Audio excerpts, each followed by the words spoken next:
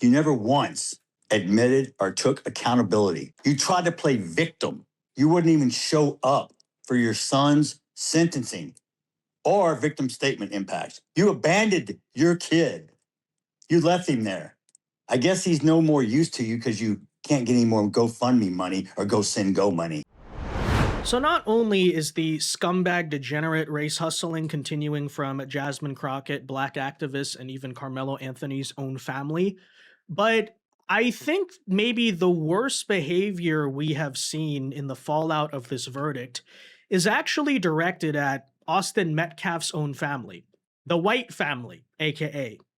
Because if you knew nothing else about this case, you would think it is Austin Metcalf who murdered Karmelo Anthony and not the other way around. You would think Karmelo Anthony, the murderer, is the victim in this story. Because the Metcalf family has been dealing with countless well-documented threats, many of them publicly seen on social media. Thugs are vowing to quote unquote finish the job against the brother, in some cases against the entire family, and you can ascertain what those words are supposed to mean. We're even watching a social media trend where, I kid you not, black individuals are showing up to Austin Metcalf's grave in order to piss on it. And I don't mean that metaphorically. I don't mean that as a slogan. They're actually quite literally doing that, okay? And what's interesting, what's honestly very telling, is that Jeff Metcalf and the attitude of the Metcalf family themselves has shifted and almost done a complete 180, because despite all of the claims out of Black America, and keep in mind, when I say Black America, and I'm going to use that term throughout this video, I'm not talking about all of them, obviously. I'm just referring to what is clearly a prevailing, predominant attitude within a racial community that I would even argue not all members of that race are a part of it, but you clearly understand what we're saying here, right? It's the same situation we saw in the 1990s with the OJ trial. I was not alive for that. I've heard it described to me, and by my understanding, it's basically the exact same thing, where in a very tribalistic sense, Black America has even maybe a subconscious understanding that the person of their race here is guilty and did indeed murder a white person, but basically just deciding as a way to get back against white people, because they literally have a violent bloodlust against white people, they fully defend and effectively support the murder. And so that is what is going on. But Metcalf's father, for example, now is speaking out against all of this for really the first time. And this is, of course, coming after initially the Metcalf family tried to have as much grace as possible. They were trying to pray with Karmelo Anthony's family. Previously, Jeff Metcalf, the father, was telling people, hey, don't be racist, attacking, say, for example, White Lives Matter supporters, saying, let's not racialize this, let's not politicize this. And then, despite those attempts to appease this portion of Black America, they still started to face the threats. They still started to face all of this firestorm. And very interesting how that treatment can maybe change your opinion on the issue you're actually dealing with, and that is exactly what is going down now. So let's bring you through this whole chronicle, right? What the race hustlers are saying, what Karmelo Anthony's family is now lying about, and Jeff Metcalf's frankly fiery and in some instances quite accurate response to the whole situation. So let's get into it. First, though, do us a favor. If you enjoy our content, make sure you hit that like button down below. Subscribe to the channel if you are new. That is the best way to support our work, and it also ensures that you can stay up to date with all of the latest news and coverage. And with that said, I think one of the most interesting aspects of the Karmelo case versus, say, George Floyd is how really along racial lines the entire conversation is. Because have you noticed there are virtually no white leftists even speaking out about or commenting on this? Maybe it's a situation where even they seem to believe this is not the hill to die on. It is almost exclusively Black leftists who are saying that. As I said, really reminds me of the OJ trial. If you watch the videos there live, from like Oprah, for example, when the verdict was reached, and the difference here, which is very interesting. But at the same time, take a listen to what Jasmine Crockett has recently said about the case, because you can remain silent about something, I suppose, but I also think it's actually a prime example of how those very, white leftists, right, those very Democrats who marched alongside George Floyd and coddled these people and enabled these people led us to this position. And now they're sort of quietly afraid, I guess, of the Leviathan they created. And by the way, considering we are not hearing much of an official Democrat Party response or tagline on the Karmelo Anthony trial, one can only assume that Jasmine Crockett, the only Democrat speaking about it, is the one who maintains the official position going into the 2026 midterms. And hopefully this is something that, let's be honest, predominantly white America, please take notes of this. I mean that seriously, to like moderate white voters, left-leaning white voters, for example, right? That, look, you can sit there and march alongside Jasmine Crockett and these people all you want, but at the end of the day, here's what they really think. So we have a statement we've displayed before some of the nonsense she was spewing, but the latest one here is her saying, quote, "Black women live in agony every day that I promise the Metcalfs have never lived through. Keep in mind, the Metcalfs just lost their own child at a young age, which is widely considered to be one of the worst forms of grief you can possibly experience in your life. But according to Jasmine Crockett, according to the official Democrat Party, that's basically nothing. Again, he deserved it because he was white. The family deserved it because they were white. This is what they actually believe, okay? And no, just waking up as a Black woman who, is living on welfare and government benefits and pays for virtually nothing in her life and games the system all day and gets away with it. That's actually significantly harder than being a white family who lost their own child due to a gruesome, cold-blooded murder. Take a listen. Black women, especially Black women who have Black male children, live in fear and agony every single day. A fear and agony that I promise you, the Metcalfs probably never spent a day living that way. And we're going to have just some real conversations about race in this country. Yeah, and keep in mind, by the way, this woman is supposedly a highly qualified and accredited attorney, which maybe says a lot about affirmative action and DEI quotas and what that's brought upon this country if this person is allowed to be considered a lawyer.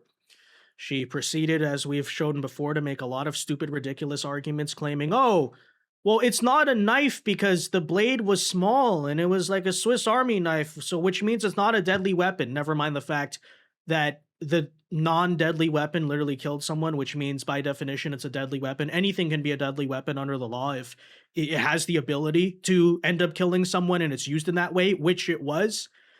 Today, she tried to make a different case that, oh, well, Karmelo Anthony didn't want to be out in the rain. To which I say, why wasn't he under his own tent, right? But then they said, oh, he was being bullied. He was being picked on. So, okay.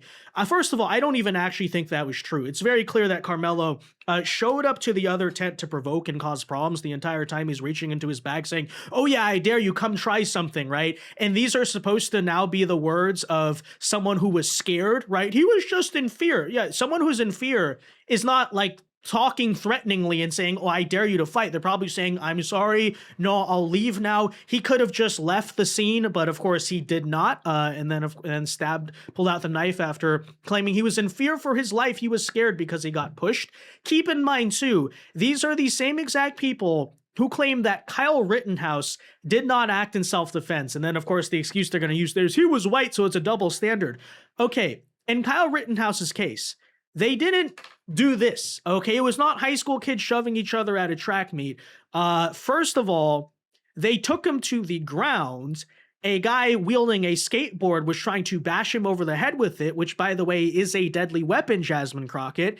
And the other guy he shot literally had a freaking gun in his hand, right? And they claim none of that happened was self-defense. All of that was completely unjustified. And by the way, I'd argue Kyle was probably lucky because the victims, or the assailants he took out famously in that situation were white, which probably, if we're being honest, the only reason why he ended up being acquitted there. But yeah, shoving someone, clearly. These are people who believe in just equal justice. That's all they want. They just want equality for Black people and to be judged on the content of character. No, that's not the case at all, actually, because when you are judged on the content of character, they call it racist. It's very interesting how that all works.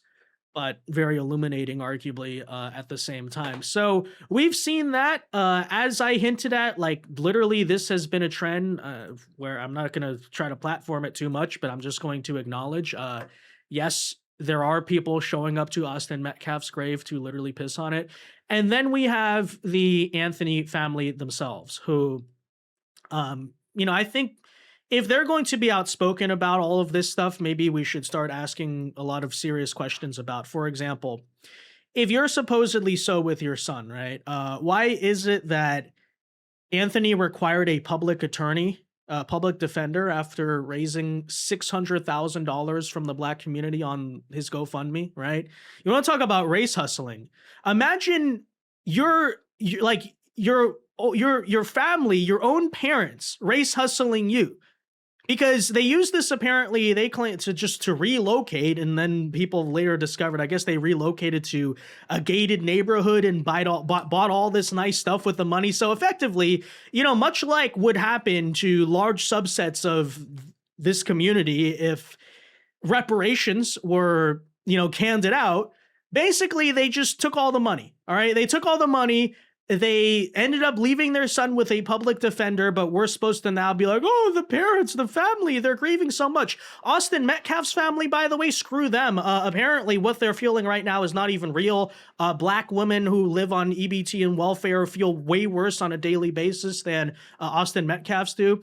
But no, take a listen here to, I guess, the recent statements coming out of the Mello family that the Metcalf family are now responding to. So... My son didn't intend to hurt anyone. My son was defending himself. Take us inside that courtroom. What stuck out to you? What stuck out to me, number one, was the all-white jury. But I was trying to be, like, all right, it's not that big of a deal. I mean, the truth is on our side. Yeah, well, you're hearing this lie being spread around a lot, even by his own family. Oh, it was an all-white jury. From what we understand, and keep in mind jury IDs, specifically their names, are kept confidential, but that doesn't appear to be true according to courtroom witnesses and sources, right? There seems to have been Asian people on the jury, Hispanic people, Middle Eastern people. So sure, you could say, I guess if you want, that those are all white because technically there was no black person explicitly on the jury, but let's not sit here and lie about it at the same time. But why do I say that this family is actually race hustling off of their own son? Well, it comes from information like this right here. Not only was the attorney they used absolutely terrible and incompetent, and if there's any reason you want to say partially why he lost the case, I don't think it has to do with the white jury. Maybe it's the fact that you used a freaking professional public defender as your attorney, right? But nonetheless, so apparently Karmelo Anthony is now claiming he is quote unquote penniless and cannot afford a lawyer for his appeal because they're trying to appeal the case right now, which you might think, oh, well, they're poor, right? Despite his family collecting $625,000 in crowdfunding for his legal defense and living expenses. So you look at that and say, well, what's going on there? Anthony, who moved to a Texas state prison Wednesday, keep in mind, while his family without him relocated, his parents relocated to a gated community, is, quote, penniless, destitute, and an indignant person, too poor to employ counsel to represent me on the appeal, which I guess means he's going to use a actual public defender in this case, not just a cheap lawyer that they got who mainly works as a public defender, but in this, he's actually going to need straight up a public defender. So there you have that. But I want you, I think it's best if we just let Jeff Metcalf speak on his own behalf in response to everything we've discussed today, more than myself. So take a listen to what Austin Metcalf's father had to say about all of this. You're cowards. You wouldn't even show up for your son's sentencing or victim statement impact. You abandoned your kid. You left him there. I guess he's no more use to you because you can't get any more GoFundMe money or GoSendGo money. You are grifters. You should be ashamed of yourself. You raised that child. And I swear to God, CPS to come check on those other 3 that you still have. You never once admitted or took accountability. You tried to play victim. The real victim is the one who died, not the one who shoved a knife in his chest. I come to pray with you and show the world we can close the gap of this unbelievable racial divide. And what'd you do? You widen the gap even further. You hire a convicted, baby-shaking felon who's only in it for the money, who gives you bad advice, kicks me out of a press conference. Oh, funny, I was somewhere I wasn't supposed to be, but I left when asked. I didn't stab anyone. Yeah, well, honestly, just speaking candidly here, you can inject all of that into my veins, okay? Austin Metcalf's father is completely justified in the way he feels. It's the way a lot of us feel, but hey, that's the father of the person it actually happened to. Obviously, his opinion matters the most here. And you wonder why he's so upset. People will say, oh, it's because, reasonable people might say, oh, it's because his son got killed. No, it's not actually just about that. Because as we hinted at in the beginning, they actually tried to cooperate with the other family and be graceful about it and not turn it into this political war, this cultural war, and really this race war, right? But what was the timeline? First of all, okay, so obviously his son in cold blood got murdered by a black person. That part we all know. That's been established in a court of law too, by the way. But the Metcalf family tried to pray with his killer's family, and what happened? Was there grace shown on the other side? No, rather, he got publicly humiliated and threatened en masse for it, right? So we saw how what I will call Black America as a whole reacted to this family trying to do the whole thing gracefully and not get angry about it, not lash out in response. And that's how they treated the empathy, the compassion of frankly nice white people, right? You know, it's like dealing with sharks, literally, you know? They smell blood in the water and they come take full advantage of it. So that's what happens. And maybe that's almost a useful lesson in like what we might call white empathy in this country, right? It's like, but okay, you know, so that goes down. Then Metcalf's father sees the killer's family boast and brag for the past year about all of this and make $600,000 off the murder, which they do not even use clearly towards Anthony's own defense fund, or at least a meaningful portion of it, given that he's now broken out of money. Where did it all go? And then, of course, for being the ones who had their son died, their Metcalf's family is receiving numerous death threats and now getting swatted simply for having a son that died. And you wonder why the father of Austin Metcalf has kind of done a 180. He's flipped tones. He's gone from being nice about it to being as nice as I guess you can be about it in that situation to just being angry. Yeah, I don't, maybe he's not the only one. Maybe he's sort of indicative of greater feelings in this country, right? But that said, I suppose in the same interview, and we will address this, so a bunch of the black activists are trying to point out something quote unquote racist that Jeff Metcalf said in this very interview, where he called Karmelo Anthony, and I quote, a watermelon felon, which, you know, is supposed to have certain connotations. Now, you listen to the whole thing and we'll play it all in context and we'll talk about it, but just first understand, right? This is what they're using as the proof. Oh, Jeff Metcalf is a bigot. He raised his sons to be racist, and that's why all of this happened. Despite the fact we clearly can tell, we clearly saw, no, that was not the case at all. Obviously, this is a guy who's extremely upset, right?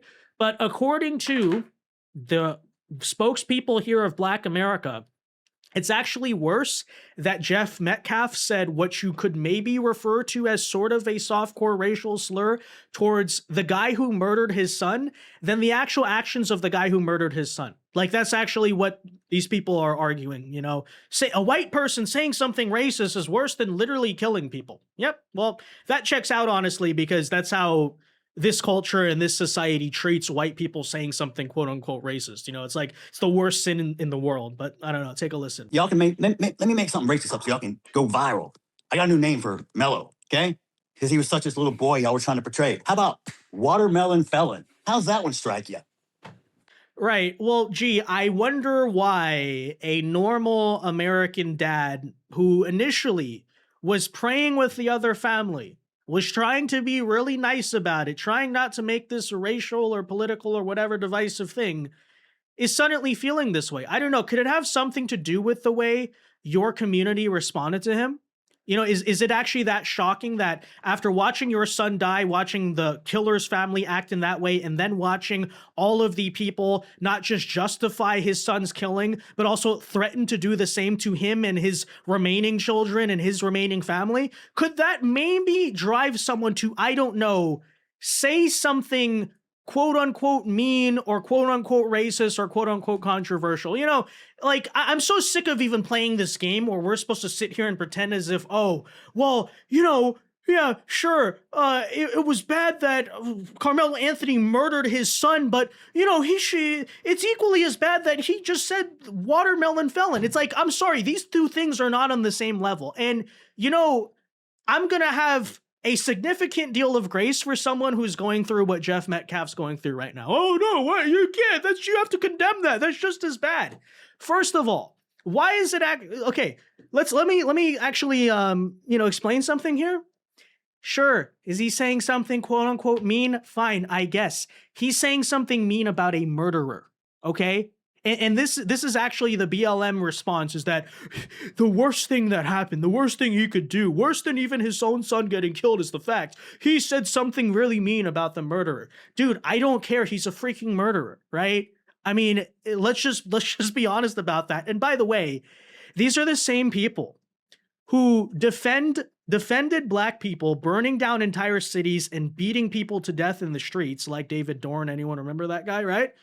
Just because they were quote unquote emotional about George Floyd, right? That's what they said. Because black people are emotional, that gives them the right to go and be violent and do whatever they want. In fact, you could argue they still did the same exact thing with Karmelo Anthony, right? He felt scared, therefore it was okay for him to commit a premeditated murder against someone, you know? So all of that, but with a dad who like actually has real reason to be emotional. He didn't just watch a bad video on social media. He lost his own son. No. How dare he say a mean thing about a murderer? Give me a freaking break, right? And then of course, these are the same people who blatantly justify racism and far more racist than the evil things being said about white people, because according to them, black people can't be racist, or it's okay because this or that. So, but we hear the things that, leftists, and specifically, especially like black leftists, say about white people on a general basis, and then we're supposed to kind of sit here and do this whole song and dance where it's like, okay, but fine, I condemn Jeff Metcalf too. No, I see a father here, like with humanity, who I fully understand the way that he feels. And maybe you could argue that, well, this is just going to incite the violent thugs even more to come after your family or whatever. Okay, fine, right? I understand that case, but it's just like, I'm not going to sit here and defend the way this is being spun, right? The fact that, oh, he said something mean about a murderer, therefore, yeah, you're right, crazy violent thugs. Actually, the Metcalf family here are the real bad guys. No, it was very clear to me that this is not really the way he felt about this stuff for his whole life. It's the way he's been treated drove him to say something, you could say, emotional in backlash. And yeah. It's as someone who actually has empathy, right? A concept the left speaks about a lot but doesn't understand. I can actually put myself in Jeff Metcalf's shoes and perfectly understand why he would feel that way, right? But anyways, nonetheless, Metcalf further here goes on to respond, to address why he said that. And his whole case is basically that, look, it's not about me being racist towards a whole group, but I have no issue saying something mean about, as he calls them, assholes, or as in this case, I'll just say in general, right? About saying something mean about a murderer. Okay, so here's what he had to say about that. He's an asshole. Or he's a great guy who'll give you the shirt off his back. So they both can be right. Because I give what you get. Or what you give, or to me, I'll give you back. So, am I racist? Yeah, I'm racist against assholes. I don't like them. I could care less about the color of your skin. We all bleed the same color. Yeah, well, I guess you could say, and it's actually true, that Austin Metcalf's father judged Karmelo Anthony and all of these people by the content of their character and not the color of their skin. And he's admitting that himself, right? And he determined, oh, Karmelo Anthony is not of high moral character, and neither are all of these black leftists who are threatening my family now, which is self-evident and clear and obvious and undeniable. But see, that's why they're upset, and that's why they're making a big thing out of it, because he actually, you can see, he said that to demonstrate, I'm actually judging people by the content of their character. I said a mean thing about Karmelo Anthony because Karmelo Anthony proved himself to be someone of low moral character, right? You see how that works? And yeah, the response to that is, oh, well, his family said something mean about the guy who murdered his son. That makes him morally worse. You know, Karmelo Anthony, therefore, is the real victim. Oh, shut up. Just shut up, you know? That's ridiculous. That's not even something I'm going to entertain. No, I'm not going to get on this soapbox and say, well, as a principled conservative, it's like, look, you know, maybe we should. No. Okay. I have empathy. Yeah. It's something conservatives actually have way more than leftists, because leftists don't understand what that word means. Empathy is the ability to put yourself in someone else's shoes and understand how they feel and why they actually feel that way. Leftists don't do this. They're people who live in complete echo chambers and thought bubbles, as you see very often. Okay, that's why literally they believe in politically assassinating people who disagree with them over healthcare policy. Right? That's how it goes. Okay, and that's why, by the way, all of their ideological beliefs are often these really vague but binding moralistic statements. You know, they call everything they believe a human right? These are inherently people who don't actually understand empathy. They can't see other perspectives and why they exist. Okay, no, as someone who actually has empathy, I can actually empathize with Metcalf's father and say, well, look, it's actually understandable why he feels the way he does. And there are clearly reasons other than this narrative that, oh, his whole life, he was just this crazy racist guy, which is contradicted by the actions even immediately following his son's death, right? Even last year, clearly that was not the case. Why he's sort of been driven to this point of, I wouldn't even call it the extreme, but anger, right? Maybe this sense of righteous indignation. It's not hard to understand, folks, but nonetheless, there you have it. I'm going to leave it there because this story pisses me off too much to talk about. And so I go on rants, I get heated, but it is what it is, you know? So we'll probably keep an eye on what else happens here, because I don't think the lashing out here is exactly done from leftist Black America. But nonetheless, let me know your thoughts on that for now. Be sure to leave a like on this video, subscribe to the channel if you're new. And until next time, God bless and peace.